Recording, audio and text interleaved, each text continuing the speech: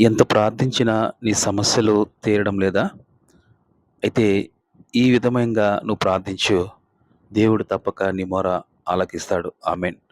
కీర్తన గ్రంథము 34వ అధ్యాయం 17వ వచనంలో నీతిమంతులు మొర్రపెట్టగా యెహోవా ఆలకించెను. వారి శ్రమలన్నిటిలో నుండి వారిని విడిపించినని రాయబడి ఉంది. ప్రియమైన దేవుని బిడ్డ, నీవు ఎన్నో రోజులుగా ప్రార్థిస్తున్నావు. ఎంతగానో ప్రార్థిస్తున్నావు. కన్నీళ్లతో ప్రార్థిస్తున్నావు. ఉపవాసం చేస్తున్నావు. అయినా నీ సమస్య మాత్రము అలాగే ఉందా?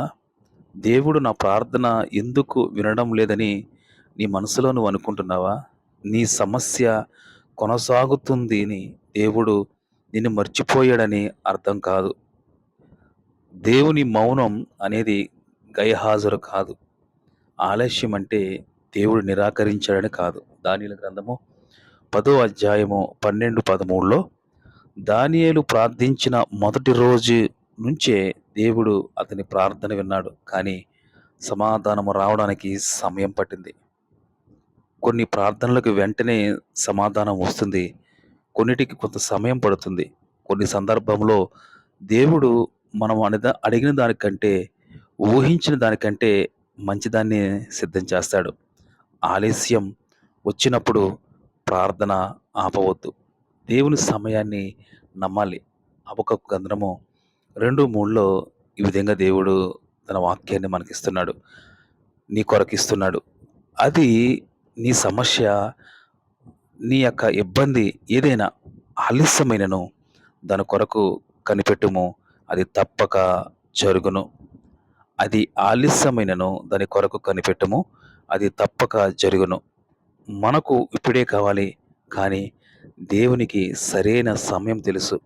నువ్వు ఇలా ప్రార్థన చేయగలిగితే, ప్రభువా, నాకు సమాధానం ఆలస్యమైనా నిన్ను విడిచిపెట్టను.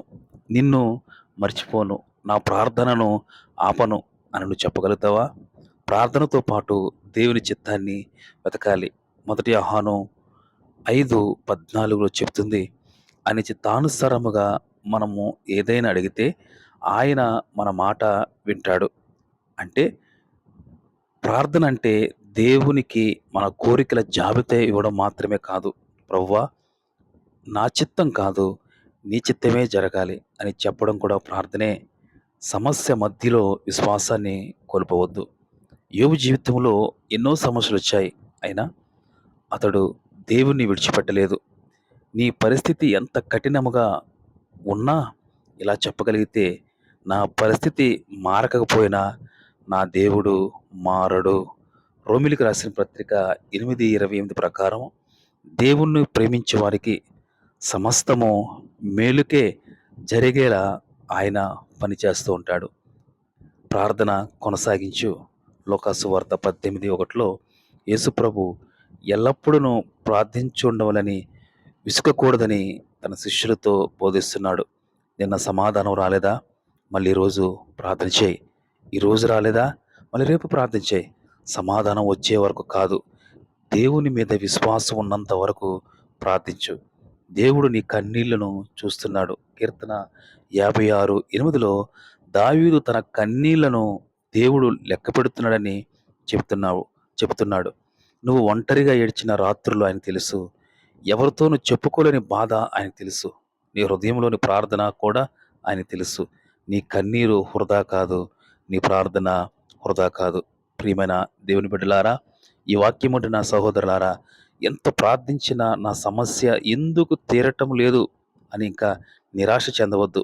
నీ ప్రార్థనకు సమాధానం రాలేదని దేవుడు నిన్ను విడిచిపెట్టలేదు. నీ సమస్య కంటే దేవుడు గొప్పవాడు.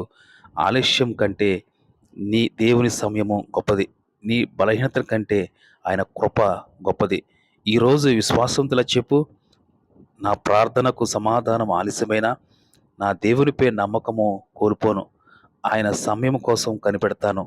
ఆయన నన్ను విడిచిపెట్టడు. కీర్తన గ్రంథము 27:14లో యెహోవా కొరకు కనిపెట్టుకుందుము, ధైర్యముగా ఉండుము, నీ హృదయమును నిర్భరముగా ఉంచుకొనుమని రాయబడింది.